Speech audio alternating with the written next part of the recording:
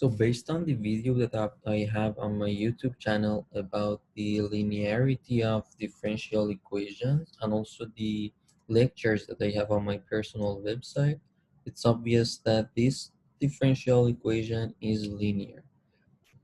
And to solve the linear differential equations, we should write them in the standard form where the coefficient of dy over dx should be 1.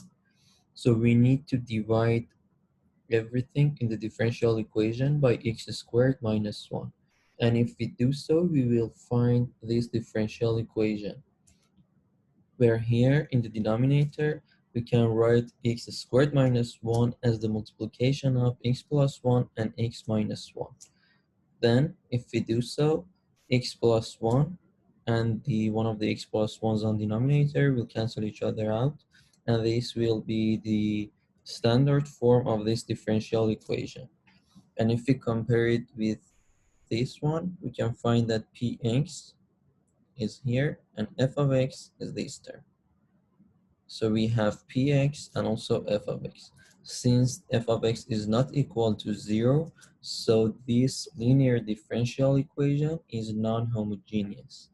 And in order to solve the linear differential equations based on the lecture that I have on my website, we need to find the integration factor, which is e to the power of px dx.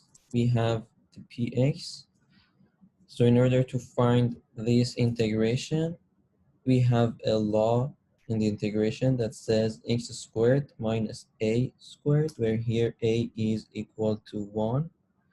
This integration will be equal to 1 over 2a times this ln.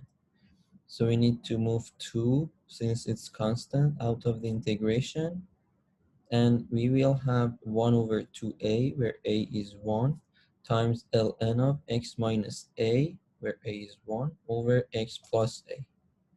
So these two will cancel each other out, and e to the power of ln of anything will be equal to that thing. So the integration factor will be x minus 1 divided by x plus 1. After we find the integration factor, we need to write the differential equation in this form. So d dx, ix is given here, times y is equal to ix times f of x. This term here is f of x. And as you can see, the right-hand side is equal to 1. So the right-hand side is equal to 1. Then from here, we can multiply everything by dx. Then we will have this differential equation that we can easily integrate. So its integration will be x minus 1 over x plus 1 times y. And the integration of dx is x plus c.